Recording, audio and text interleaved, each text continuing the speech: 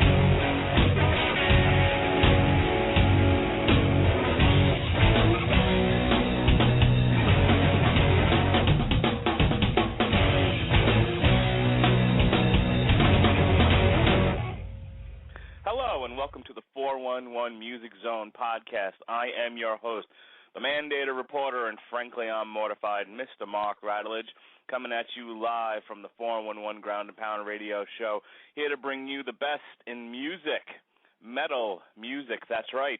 And of course, I am not alone. Here he is, the man who writes the Metal Hammer of Doom.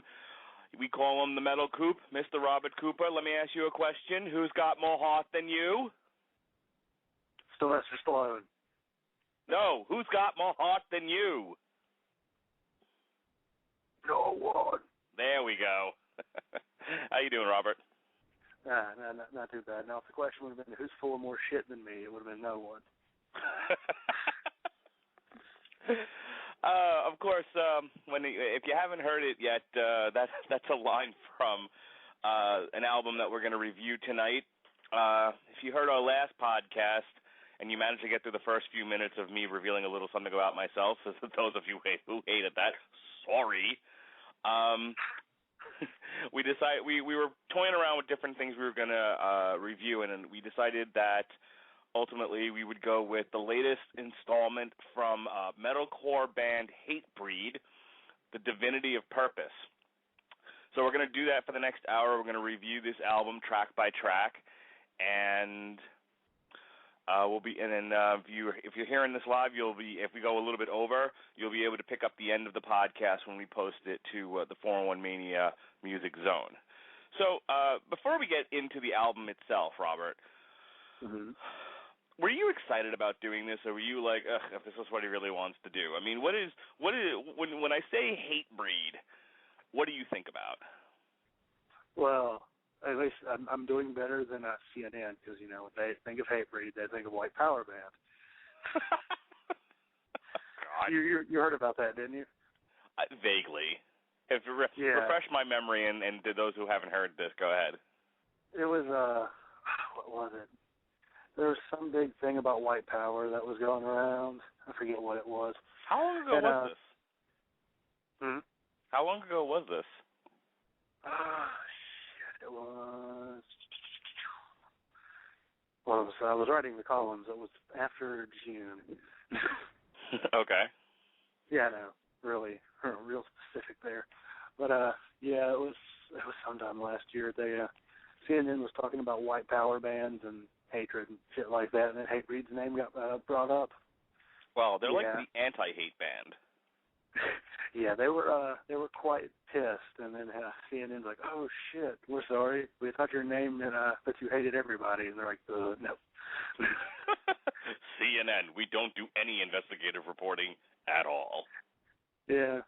So they got a retraction and an apology, but I was still actually I remember in that column I got to mention everybody's favorite Nazi satanic black metal, Goat Moon. Okay. Yeah, I was like, any relation to Goat Whore? No. Well, one's from Louisiana. The other one's from God knows where in Europe. Anyways. Yes. So, yeah, Hatebreed, they're one of those bands that, like, I don't hate, but I don't love them. They're just kind of there. Like, I met Jamie Gospel once at the only metal concert I've ever been to. Really sweet guy. He won me over because he was wearing a Sodom shirt. Yeah. Yeah, Let me, go ahead. He was with Kingdom of Sorrow. You ever listened to Kingdom of Sorrow? No. I may have listened to him once, but they don't stand out in my memory. Oh, it's him and Kirk Winstein and from Crowbar and a few other people.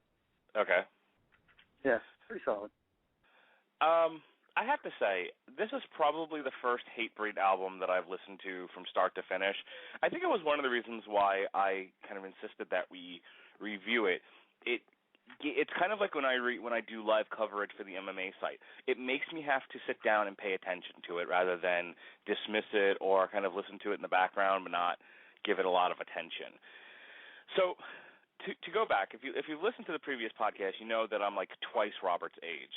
And I was coming up through high school when metal kind of had its resurgence, as we said with the Pantera review, when Pantera and all those Roadrunner bands were coming out. And so after that like first wave passed, that's when Hatebreed came around. I mean, Hatebreed's been around for a long time now. And look, as I said to 411's own he who writes the blueprint, Pat Mullen, tonight, I said this was a band that I actively ignored because I felt like them and their fans were just a bunch of white hat wearing douchebags. And and like I said, I'm now almost 40. I don't care. I just don't. And I just want to listen to music that I enjoy. I don't know if like 15-year-old me would have ever given Five Finger Death Punch a chance because it just seemed like. What was that? I said I don't. I was not to cut you too short, but I was listening to like metal radio on like the TuneIn radio on my Kindle, and like I was like Five Finger Death Punch. I didn't know who it was. I'm like, this sounds like shit. And then I looked at him like, typical. Yeah, I know. And look, the point that I'm getting to with all of this is I am definitely somebody, and I think you are too, who appreciates smartly written metal. It's one of the reasons why I enjoy a lot of the European bands. I enjoy good musicianship. Yes, I want it to be heavy. Yes, I want it to be fast and thrashy. Yes, I want it to be music I can mosh to, essentially. But it's kind of like with movies. On the one hand, I can watch an independent film and appreciate it and really sink my teeth into something that's smartly written for an artsy-smartsy film crowd. On the other hand, I also like the Kentucky Fried Movie. Kentucky Fried Movie? Like what, Friday? No, I mean no, that's an actual movie, Robert. I know it was a risque joke there. I like The Expendables. Okay, The Expendables is about as smartly written as a wet fart, but it was fun to watch stuff blow up. Yeah, it really was. The Expendables 2 was like a wet fart, but somebody read a joke book in the middle of it. Yeah, it was. Well, that was a wet fart with Chuck Norris. But my point. So that's kind of how I've come to Hatebreed. It was like, look, at this stage of my life, I just want to listen to really good music that I enjoy, and I don't really care about the context of it. So I figured, let me give this a chance before I dismiss Hatebreed forever. Because I've listened to Hatebreed at concerts. I think I saw them at one of the Rockstar Mayhem shows in the last year or two, and they were great. I enjoyed the crap out of them. I jumped in the mosh pit and everything else, and I was like, I think I've been a little too hard on the Beaver. So here we are. The Beaver? What? Yes. Leave it to Beaver? Come on now. Yeah, no, I know that joke. It's just that, wow, that came out of kind of left field. Yeah, that's because you don't know me that well. I've actually been running around saying all kinds of odd things. Last week I was telling everybody in my defense Ozzy snorted a line of ants. I never stole that. Did you steal that? Yeah, you remember it was on, I think it was one of your, it was on Facebook and you said something. And I was like, oh, and in his defense, Ozzy snorted a line of ants. It was either there or the Super Secret Writers Forum. Today I was running around telling everybody that this jail needs an enema. Oh, Jesus. I am king of the obscure reference. All right. If you've bared with us this long, thank you. I know you're just like, seriously, both of you, shut up, get to the music. So we're going to do that. So here it is. Hatebreed's latest offering just came out January 29th through Nuclear Blast Records, Divinity of Purpose. The first single was released actually last year, November 19th. It was Put It to the Torch. That's actually the first song on this album. So we're going to go ahead and play first track here, and then we'll talk about it. And that's how we're going to go through the next hour or so, is play a little bit of the song, then talk about it. So here it is. This is probably one of my favorite songs on this thing, and there's a bunch. This is Put It to the Torch.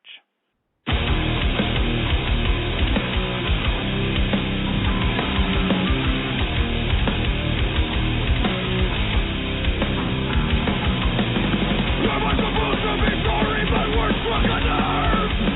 Am I supposed to be sorry that I left you when my footsteps were blurred?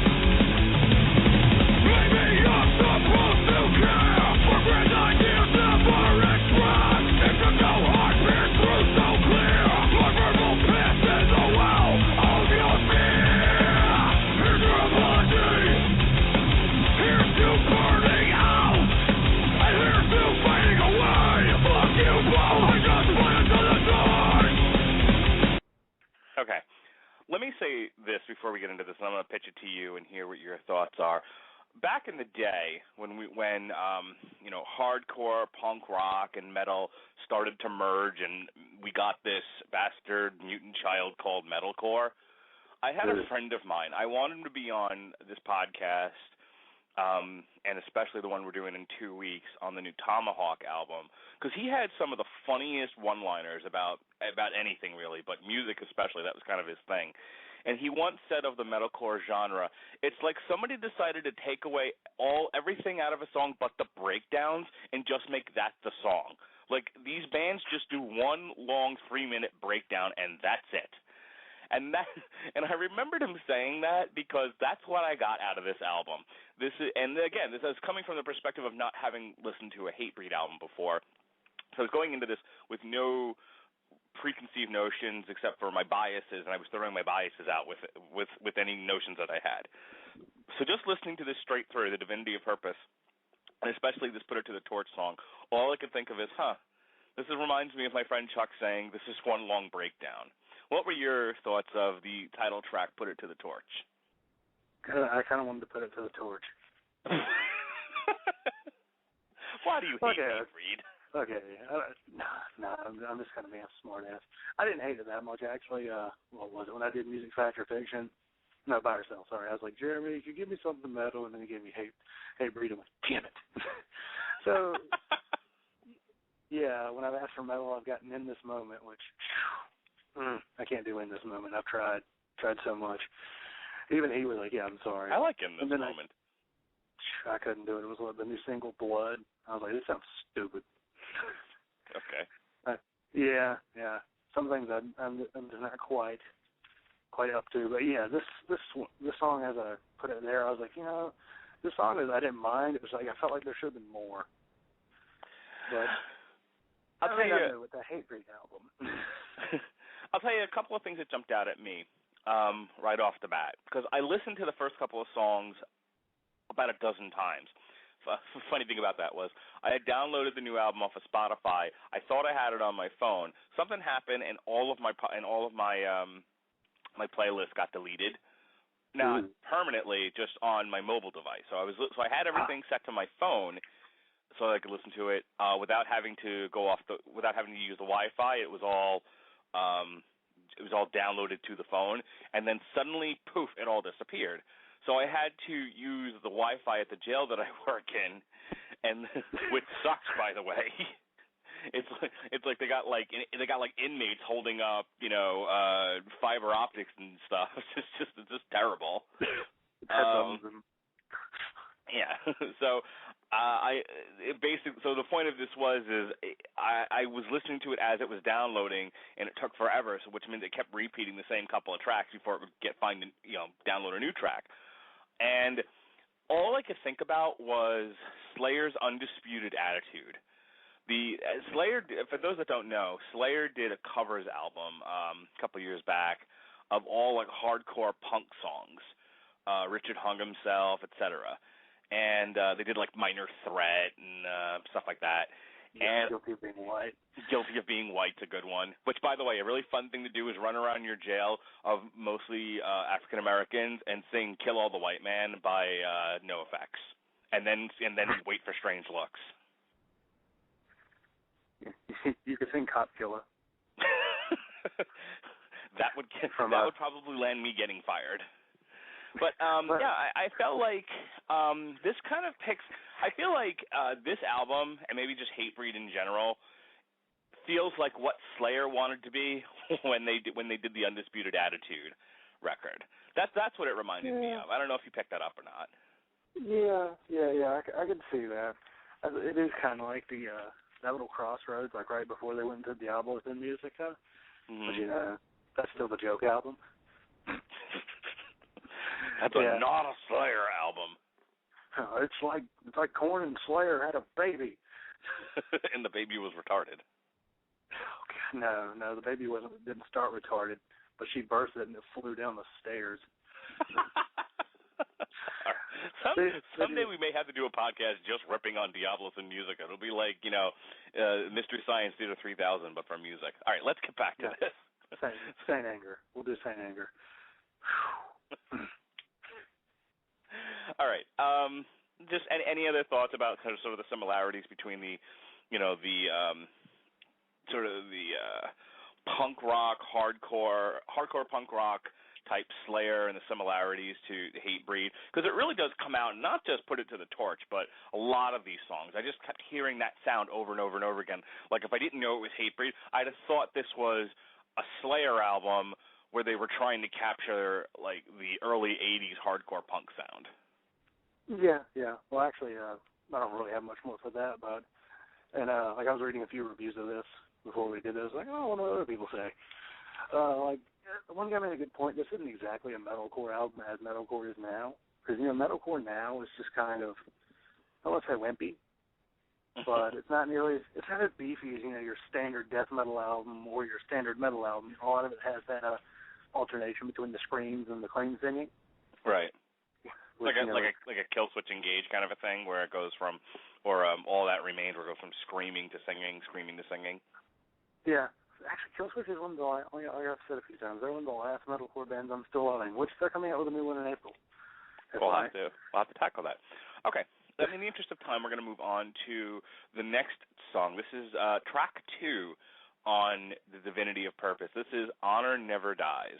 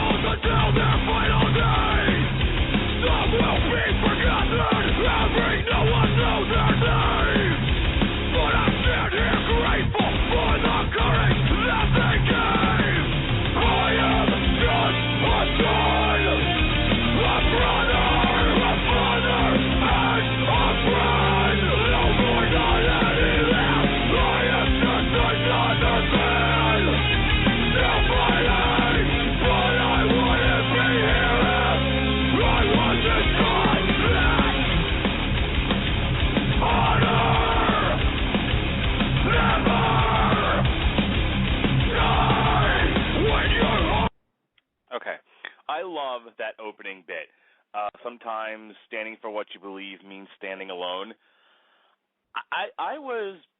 So you were talking about it before, about like CNN said, like, oh, they're a hate band or whatever. And despite the screaming, despite sort of some of the context of the band, this is like an overwhelmingly positive album. I wouldn't go as far as to call it Christian rock or anything like that, but for a bunch of guys encouraging young men to smash each other in the face, in a circle or run around in a circle, as it were. Destroy everything. That's one of their songs. Yeah. For a band that does destroy everything, I think that's a great message. Sometimes standing for what you means standing alone. I was saying before we even started the podcast, and I was out running the other night, and that was one of the lines I had in my head as I was running. I mean, I've gotten to a point with music. I don't know how you feel about this. I'm going to give you an opportunity to respond, but I've gotten to a point with music where instead of being all music snob about things, just ask myself, is it something that I would mosh to? Is it something that I would bang my head and kind of groove out to? Am I enjoying it? And if the answer is yes, it's a good album. And it doesn't necessarily have to be Children of Bodom. It doesn't have to be such a smartly written album where I'm like, oh my God, these guys are just excellent musicians. It has to entertain me. And this does. Well, I can see that. There's some albums that are like that. Maybe I haven't got to the point in my life, old joke, to where I kind of feel like, I'm tired of being an asshole. I'm just gonna like stuff. I'm gonna let you have that, Robert. You like I said, you're half my age. You can still be a music snob, and it works for you. Yeah. Oh, I don't know if I'm that. No, I know some music snobs. There are some people around your age that are like, the metal hipsters. Oh God, yes. These are opposite of where I am right now. Yeah, I love two of those guys because they're really knowledgeable and they're pretty nice guys. Mm-hmm. But yeah, the other day, one guy, Metal Chris, love the dude, very huge metal guy. He's like, the new Enslaved kind of sounds like blackcore. I'm like, no, it doesn't. He's like, with all the clean singing. I'm like, no, it's just more progressive. Yeah, but I can kind of see, actually listening to this album, I think that one of my main problems, just to kind of get that in before I finish my point, I think the problem with it is Jamie Josta, he is a pretty good vocalist, but his vocals are really just one note. They just kind of resonate, one register, and then don't deviate much, which I think kind of bores me. I can totally see that. It's kind of simple. He like you're saying, there's not much to it. This is what I like to call candy. There's nothing to it. It's just very sweet and everything else, and there's nothing really to sink your teeth into. It's just, like I said, it's just candy. And if you don't like that sort of thing, or if you're like, I need more than that, I can't just live on a diet of candy, I totally get that. I think for me, though, it's kind of, well, if that's what's on the menu tonight, then I'll appreciate it for kind of what it is. Again, I always compare it to going to the movies. Yeah, I think mine's just kind of what I'm in the mood for. There's some days where I want to just throw on Grand Vegas, Red Thing, something, just the real driving, heavy beat, and I'm just yeah, I'm a man. And there's sometimes I want to, there's some days and I want to kind of throw on maybe Elven King, something that's got kind of a little poppy, folky vibe, and there's some days I just want to throw on, Hatebreed, Kill Switch Engage, something that'll just make me just bang my head and go, I like cheese. That's awesome. I've actually said that phrase, I like cheese. Okay, let's move on to track 3 here. This is Own Your World. Oh, yeah.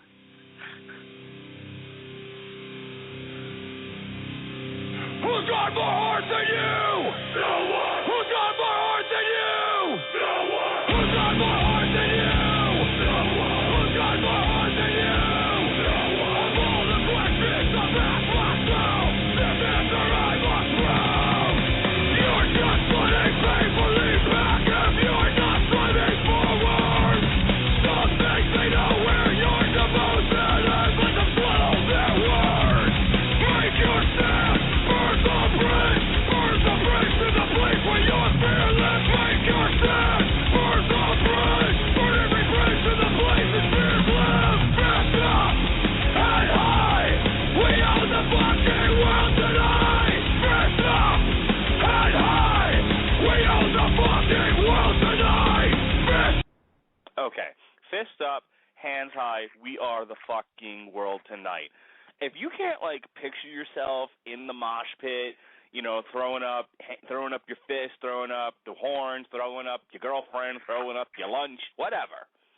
If you can't picture just like being a part of a moment, that's so interactive, that song. That's so like concert friendly. I love it. I've told the story before on the show about Metallica and how what the hell the producer's name? Bob Rock? Bob Rock, yeah. Bob Rock was like, let's record the way you play live because the way you play live has so much energy. That song sounds like they're in my room. They're right here in my office amidst my daughter's toys telling me throw up my hands. Fist up, hands high, we are the fucking world tonight. That's fantastic. I don't care who you are. Yeah, that's good right there. I don't care who you are. That's right. Yeah, I got to call him later. Sorry, go ahead. Yeah, I think what kills me on this song is just that beginning. It makes me bust out laughing. I'm not lying. It's like, who's got more heart than you? No one. I'm like, Jesus Christ, guys, beat me over the head. Why not? It's a little ham-handed. I understand that. There was a review that I heard. I read rather. There was a review that I read before the podcast tonight about how some of their lyrics are either cringeworthy and you ignore it, or you love it and you're okay with it. And this is what they're talking about. This guy, who's got more heart than... I mean, it's funny, you talked about how a lot of the bands have sort of that emo quality to them now, or, they're just kind of sad sacks, and this is so overwhelmingly positive, almost to the point that it's parody. But they're totally serious. It is. Yeah, it is kind of self-parody cheese, but, it's kind of one of those, like, you know what? They believe it so much, I kind of buy it. Yeah, that's the thing. I get a little tired sometimes of listening to metal that is all like, tear down the government and set everything on fire and God is dead, no one cares, and blah, blah, blah. Obviously, it's kind of like liberal politics. Either deal with it or stop listening to metal. But, it's nice every once in a while, and I think I want to celebrate it. It's nice every once in a while to hear even a self-parody positive message in metal, because like they said, they're completely serious. When they say, like, who's got more heart than you, no one, they're not, like, taking themselves as a joke. They're being completely serious. It's unfortunate that it just comes across that way. And I love it. I think that's great. That's why we were promoting the podcast tonight. I used that line. I think it's great, and it just gives a lot of energy to the whole album. Yeah. I think there is something to be said about a positive album, because there's a lot of times like hell, this band did it. I think All That Remains had some positive tracks on there when I didn't like it that much, but regardless, and like Killswitch Engage, their early stuff was really positive until they switched singers and went all love story shit on it. Like, no, I love Howard Jones. He's a great vocalist, but while he was helming the band, they quickly switched from kind of a positive message to more sappy, and that doesn't resonate with me because I'm not that sappy. I'm more, I like happy thoughts, or or people being impaled on a cross, whatever. Yeah, sure. Well, I mean, depending on your religious point of view, that might actually be a happy thought. Hey, let's go on to track 4. This is called, googly, this is called The Language.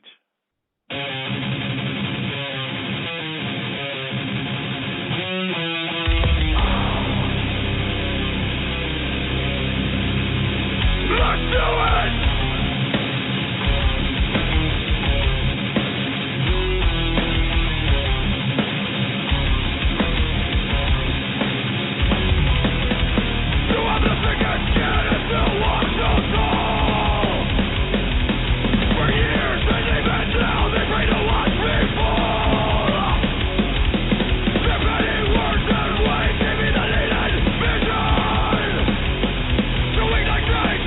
Right to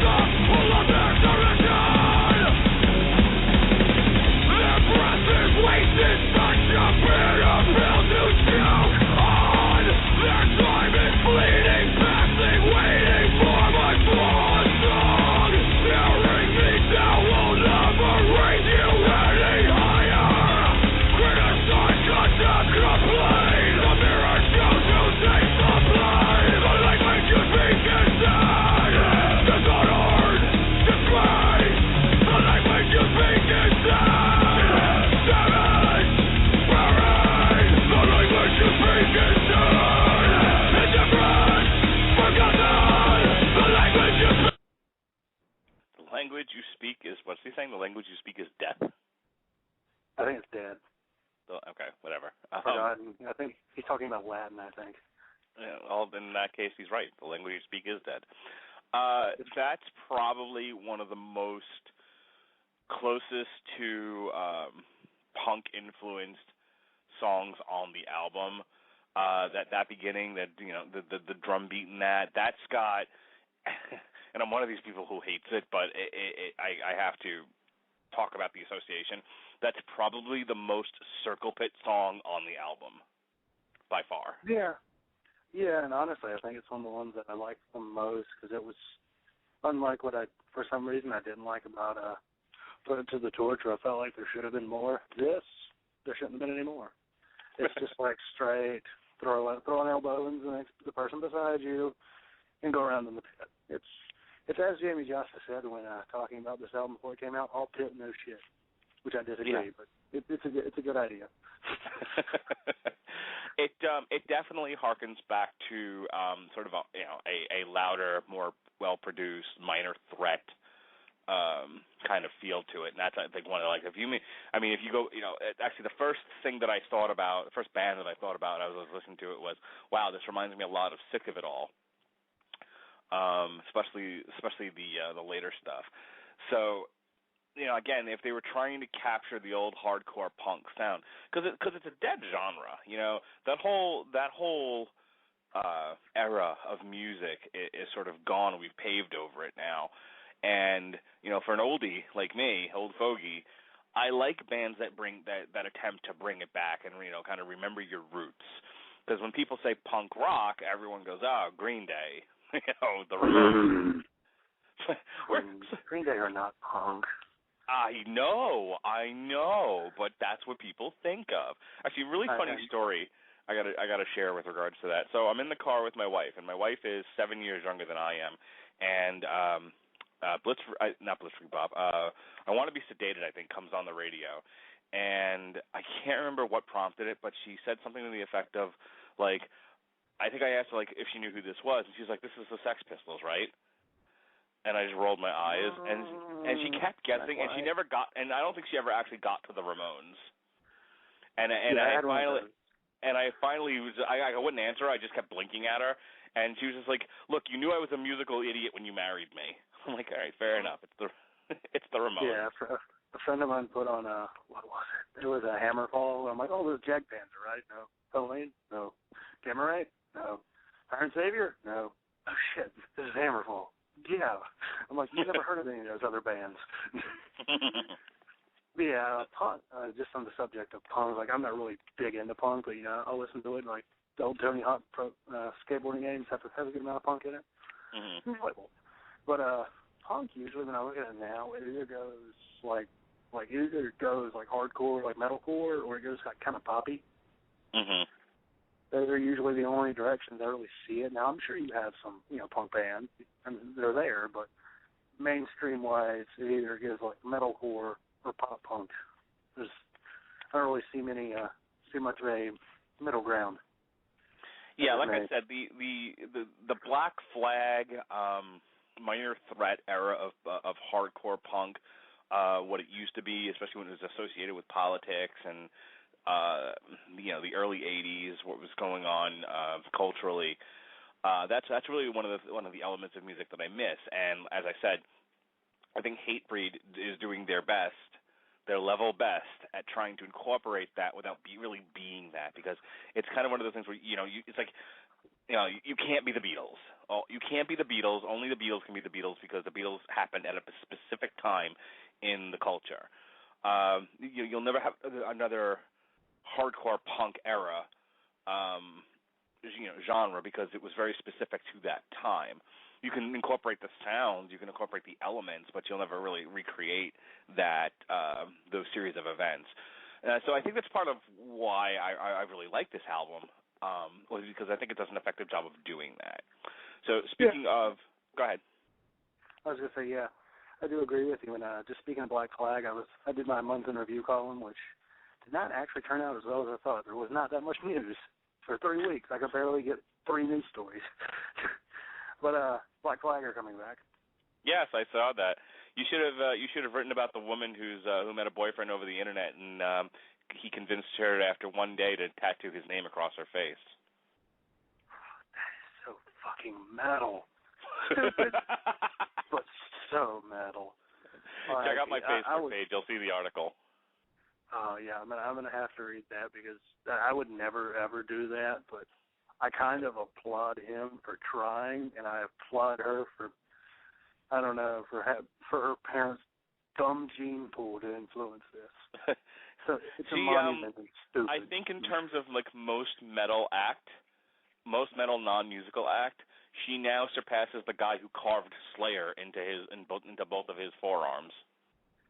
Well, I don't know. The guy who's getting money from Sweden because he's a heavy metal addict and is disabled because of that. It's pretty. I don't know. I think that guy might win. What? Yeah. It was actually. I think I might have cut it out of the column, but this dude, like, he goes like 300 shows a year, and like, he can barely hold down a job. He's like, yeah, it's because I have an addiction to heavy metal music. So I think it's Sweden. Sweden's just like, well, if you can prove it. He proved that he is useless without listening to metal, so he gets like the equivalent of $1,000 a year because he's so he essentially metal. Gets the European version of disability because he proved he has a metal addiction. Link me to this story. I must read this, and I must talk about this with others. And while you do that, I'm going to go ahead and play track 5 here. This is called Before the Fight Ends You.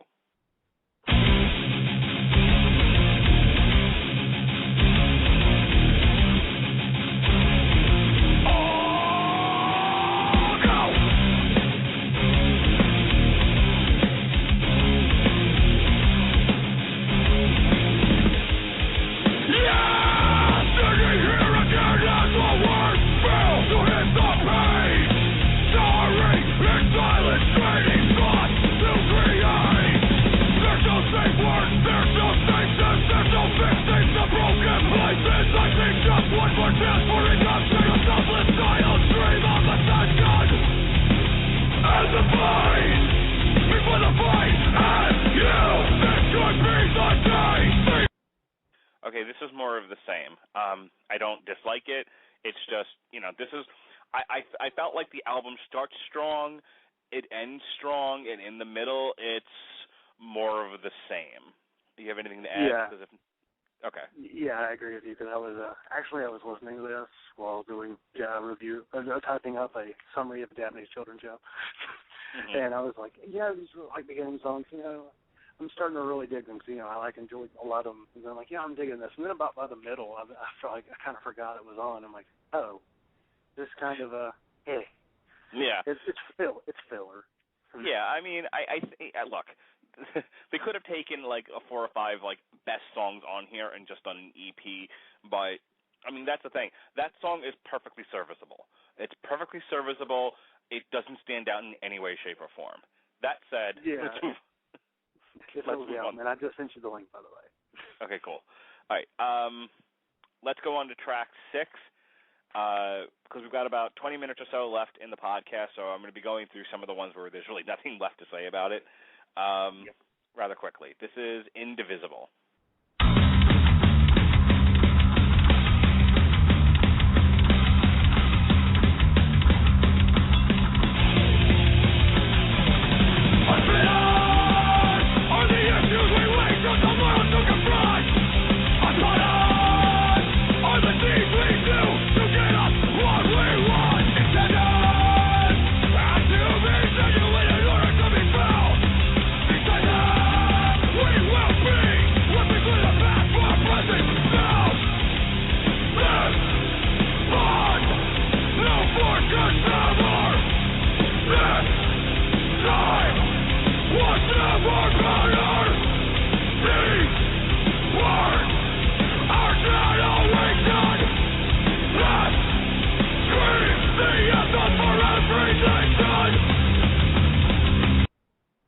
Again, they've got that hardcore punk sound. That's a really awesome bass line, actually. I mean, it's simple, but I like it's probably the one standout thing in the song is the heavy emphasis on that initial bass line.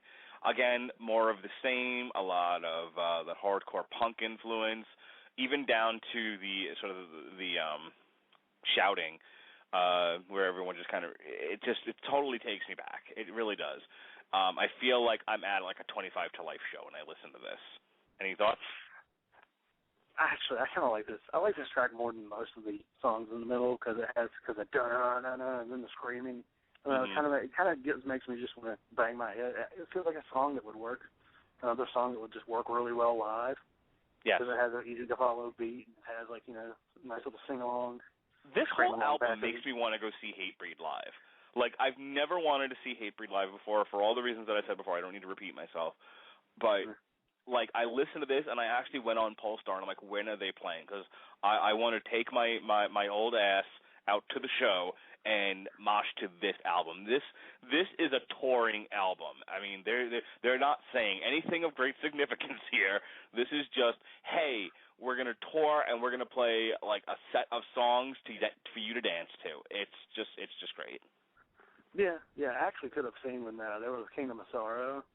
I could have totally, like, actually went and watched that, but I was trying to get Red Fang's autograph, and I was, like, dehydrated to the max because it was 95 degrees, and I was just, like, swinging an air guitar and headbanging for, like, 25 minutes straight with no water. Yeah, it's one of those where I learned do not blow your load on the first band. I mean, it was worth it. They were an awesome band. Really, they seemed like pretty cool guys.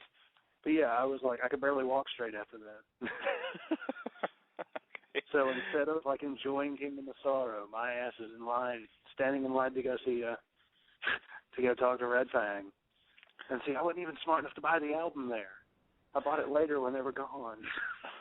I'm hoping that 3 Inches of Blood, who released an album last year, is actually one of my top 5, as I recall. I'm hoping 3 Inches of Blood comes around again with Hatebreed. I can just knock them both out in one shot. Just bring the wife, because she loves 3 Inches of Blood. Yes, as we know. Speaking of your top 5, Volbeat added Anthrax's former guitarist Rob Caggiano. They did, huh? Fantastic. Yeah, he is an awesome guitarist. I'm kind of sad he left Anthrax, but it kind of does, like one of the metal hipsters I know, he's like, Scott Ian's a total fucking asshole. I'm like, no, he doesn't seem like an asshole. I can kind of see what he's saying now. Because people drop from that band like flies. I have there's a girl I used to have a thing for back in New York some years ago, and, I'm a big fan of Anthrax. I still am.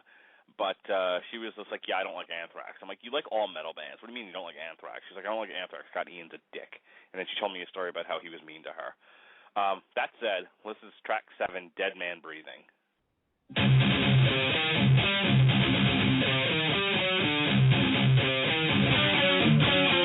I grow colder than any other soldier, than any road crossed on my way. I grow colder than earth underfoot, the wind at my back, now stabbed and cracked. I grow colder, just like your father and his father before, through the endless storm. I grow colder than I ever was, beyond my beliefs. Will this ever stay? It's begun to now. You are no exception.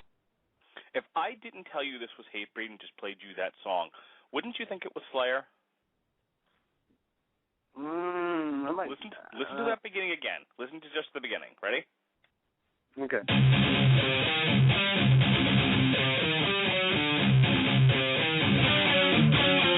I grow colder. I'm telling you, man, that's a straight Slayer. If it weren't for Jamie Josta, I would actually kind of buy that. Like Jamie Josta is one of those guys that I hear him and I go, okay, that's Jamie. If I didn't know Hatebreed existed, I would have totally thought that was Slayer. Yeah. I probably would have thought, like, what's wrong with Tom Araya? Tom, are you okay? Dude, oh, man, I think he spent all of his vocal cords doing Divine Intervention. All right. Speaking of Divine. That was a good album. That was a good album, but it was mainly Tom Araya, like, screaming his lungs off. I think it was him having an exorcism. But speaking of divine things, This is the title track to the entire album. And it's one of the, like I said, the first couple of songs were just knock it out of the park, and then it kind of dips again. This is about where it picks up, okay? So this is a bell curve. It just kind of, it starts high, and then it drops, and then it comes back up again. And the Divinity of Purpose is, for the title track, 8th song on the album, definitely one of the best. It's one of my personal favorites on the whole thing. So far, it's one of my leading, songs of 2013. So here we go. This is the Divinity of Purpose.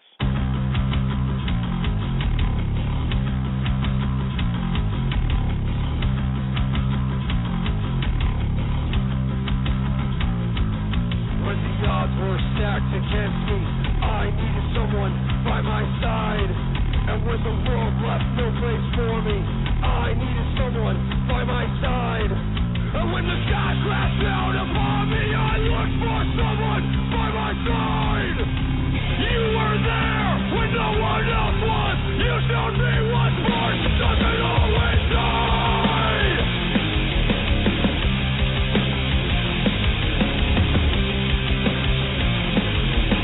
You showed me what's more doesn't always die.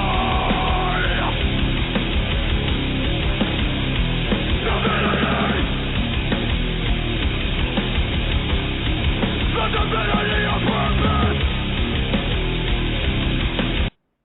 Promise me, Robert, if you ever get married, your wife and you will enter your not the, can't remember what it's called now, the reception. Promise me that the music that you'll pick as you enter the reception as husband and wife will be the Divinity of Purpose. Maybe, but you have to admit, South of Heaven probably takes the cake for that one. No, this is a happy occasion. It's the pairing of Mr. and Mrs. Robert Cooper, the Metal Coops. When you were there, come on, did you not hear how that was? It was when the world left me and you were there for me, and that's like the 2013 version of Nothing Else Matters. That's the metal love song of our time. But just work with me. Imagine, brides coming down the aisle, and all of a sudden you're da-da-da-da-da, and then the crosses slowly start turning upside down, and then I make my entrance, and the blood starts coming down. Okay. I think that works in the ceremony. Yes. Okay. But I will agree with you. This is a very, very sweet song. And very good. It's a good song. It's actually like one of them when I was listening. I'm like, oh yeah, this is actually pretty good. And honestly, I think it's the closest to metalcore you get on this album. It's really great. I mean, I'm half kidding around with the love song of our time and everything, but it's such a positive song. It sounds so different than everything else on the album to me. It's got a really cool bass line in it. It builds up and then boom, it's such a perfect song in that sense. Again, nothing particularly amazing as far as musicianship, but it didn't have to be. That's not what this is. It really takes the message of takes all the elements we've been talking about up to this point and kind of meshes them together for a very perfect song for this album. Yeah. And as I said, I think the reason why it's so different is because kind of like that beginning where he's not screaming his head off is what leads it to being something different, because almost all the vocals, as I covered in on the second song, are just one note, and this was a little different, and it had a different beat to it too. The dun-dun-dun-dun-dun, dun-dun-dun-dun is different. You could play this one on the radio. You could get away with playing this on a modern metal station without freaking out the streets. Absolutely. Oh yeah, I've heard some. I actually heard All That Remains once, and I was like, oh, that wasn't too bad. This is when I was in love with All That Remains, and I was like, oh, that's so fucking awesome. Yeah, great. I could totally hear this in a movie too. I mean, actually, the image that I had is, and it's one of my favorite music videos of all time. But the Beastie Boys is "Sabotage." God, I love that. Yeah, it's Spike Jonze is a genius. But what worked with that was the song fit well as like a theme song, and that's what I thought about with this too. Was despite all the love elements to it and all that, it totally reminds me of like a theme song. I don't know if it's walkout music per se, but it's definitely like I could hear it in a movie. It's walkout music for the wrestling wedding. There we go. There you go. There you go. Just to watch the bride either dump him or the groom has a heart attack or Kane interferes. My wife at some point wants to renew our vows. She wants to come mulligan on our wedding ceremony. I'm gonna have to convince her that we're gonna walk in that if we redo the reception part of it, we're walking into the Divinity of Purpose. But if you don't, that's totally your thing though. If you want to use it, but if you don't, then I'm taking it. Okay, you think about that. I'll let you know. All right. All right. This is track 9. This is Nothing Scars Me.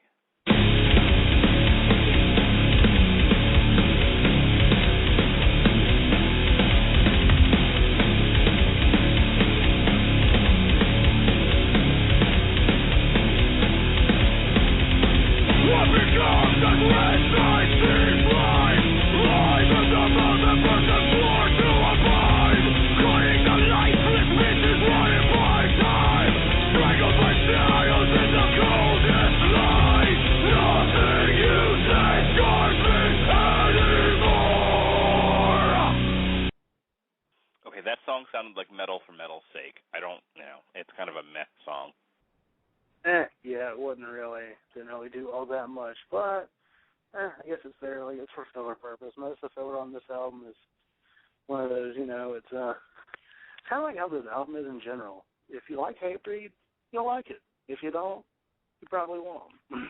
Yeah, that was one of those ones where I was like, okay. And it was, like I said, it got so good with the Divinity of Purpose, and then it was like, I wish they had actually changed up the order a little bit because, like I said, the next 3 songs I think are great. That one kind of fits in with the middle meh part of the album. This is number 10. This is The Bitter Truth.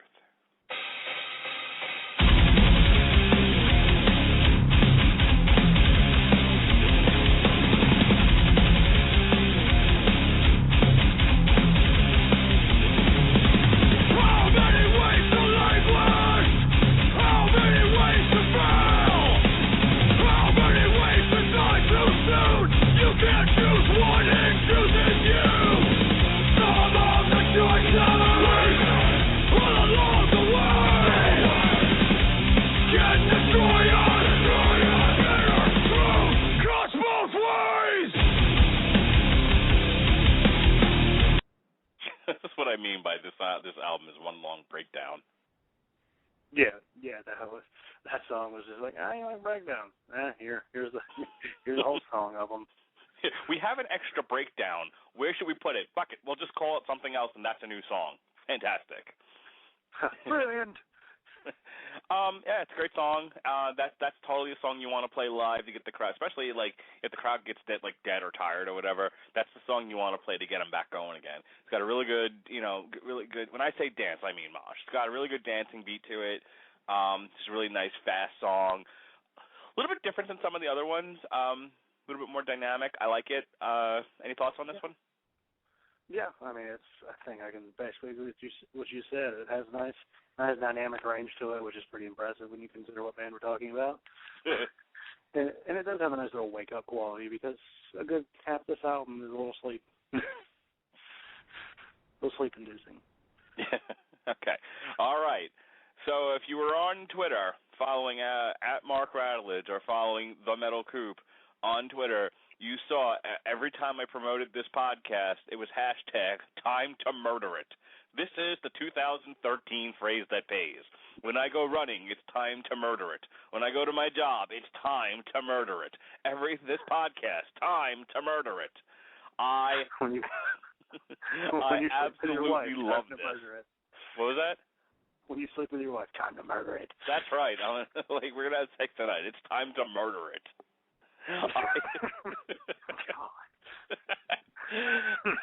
I love this song. I mean, this is one of those ones where like a catchphrase makes the song. A certain line in a song. I can't think of one off the top of my head without being ridiculous that I can think of where it's the same thing. Oh, here's a really good example. The sample of "Here Comes the Pain" in 666 by Slipknot. It's that kind of a thing where it's just so perfect, It's so aggressive sounding. I mean, it's a positive song, but then they throw in this Time to Murder part, and it's, you'll hear it and you'll know what I'm talking about. This is Boundless. Time to murder it!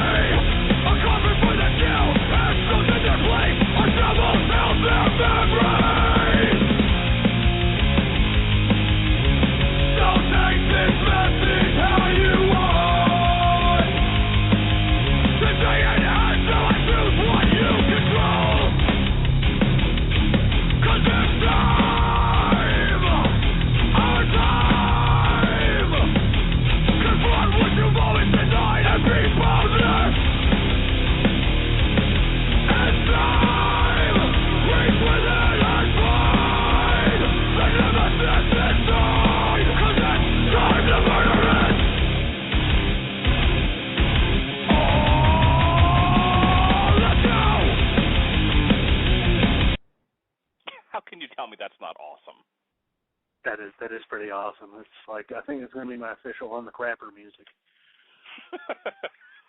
Time to murder it. I'm going to murder this poop. It's time. I'm on the toilet. Are you following? Are you on the toilet? And I just scream, it's time to murder it. It's dinner time. Time to murder it. I got to write my column. It's time to murder it. See, it fits with everything. Yeah, actually, you know what? When I write my end of February column, I think I might put that out as the first song. It's because it's time to murder it. I'm telling you, that should be in the byline underneath the heading when you post it on 411. The Metal Hammer of Doom, blah blah blah blah blah. It's time to murder it. That's what's going on in this podcast. I'll tell you that right now. Time to murder it edition. That's right. It's so great. I'm gonna just gush about this song. It's such a great song. The thrashy tempo, the change in the vocals, the screaming, and then of course, Be Boundless, Time to Murder It. It's just so, it's a juxtaposition of two different ideas, but it works for me, and it's such a fun song. Yeah, it's something I do enjoy, because like listening to it the first time, I didn't really notice the song, but then as you kept saying Time to Murder It, I'm like, Jesus, what the hell is he talking about? So I went and listened to the song. I'm like, I see.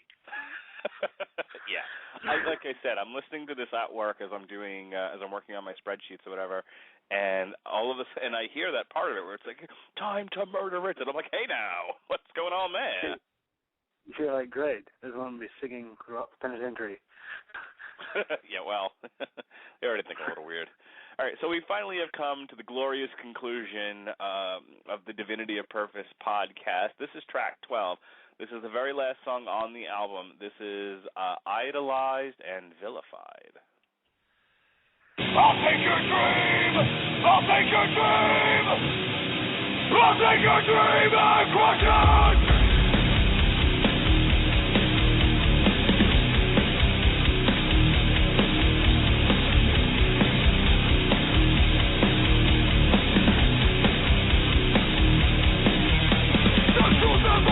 From the bed imploded mind, high on this frozen shame, purple and kind, ignoring the hour that fearful of life. When does something stand in the way of the demise? A master of a worthless kind, controls your body, soul, and mind.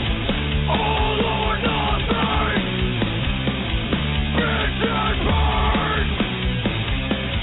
Idolize and vilified. I'll take your dream and crush it! Did they just take every phrase that has a this and throw it in the end of that song? I heard binge and purge. It's like, wow, okay. Idolized and vilified. I sensed a theme with that song.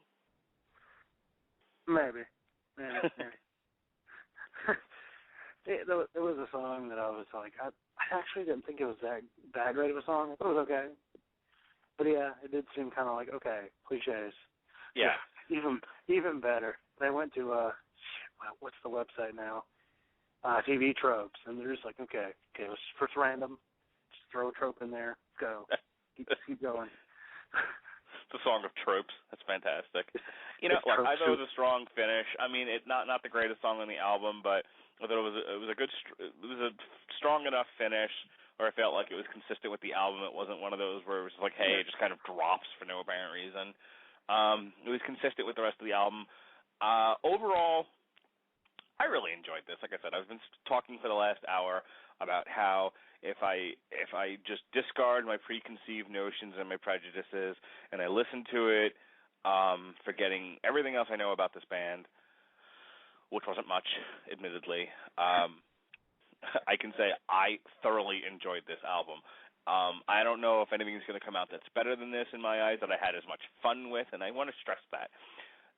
The Divinity of Purpose, Hatebreed's 6th album, is fun. Just unapologetic fun. Your thoughts? It's fun. For me, I agree that it's fun. It is fun, but I don't think I had as good of a time. Like, I had preconceived notions as well, which, as well as yours, were kind of unfounded, because I'd only heard one song by Hatebreed in full, which was their Ghost of War cover. You know, the Slayer song. It was actually a really good cover. I enjoyed it. But, yeah, I thought this was a fun album. Not the best, but it is a great turn off your brain and just, like, go insane album. All the reviews were very consistent on this. This music is for doing exercise, too. Yeah. They were like, people's review of this album were how much they lift when they listened to it. Mine's not much. Actually, I'm trying to think. My workout music's usually like Aim on a Marth. Yeah. It's almost like this. I may actually spend the $10 on iTunes and buy this just so I can listen to it on my iPod instead of because I don't listen. I have Spotify on my phone, but I have a shuffle, so I don't run with my phone, which means anything I have on Spotify I can't listen to if I don't buy the album. And I may actually spend the $10, like I said, and just buy Hatebreed so I can have this album strictly to run to. Because between this and Five Finger Death Punch, I'll be back in marathon running shape in no time. Yeah, that's pretty good. That'd work. Hell, I got so many CDs I bought over Christmas. Now I'm gonna have plenty of running music because I've gotten like a bunch of thrash and death metal. There you go. Okay, so that wraps up. Unless you had any last words, that wraps up this edition of the 411 Music Zone podcast. Hatebreed's The Divinity of Purpose. Like I said, I really enjoyed it, and I will continue to listen to it when I'm doing something physical or when I need to be awake while I'm driving. So here's what we've got going on. Here's what we got going on over the next couple of weeks. In about 2 weeks, we are going to enter the Church of Mike Patton, and we will review, for your listening pleasure, the new Tomahawk album. Now, you've been listening to it. Just give us like a 10-word sampler of what your thoughts of the new Tomahawk are so that people tune in for next time.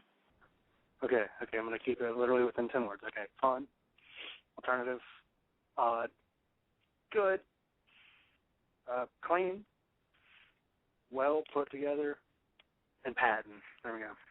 Okay, great. So we're going to review that in about 2 weeks. And I haven't discussed this with you, but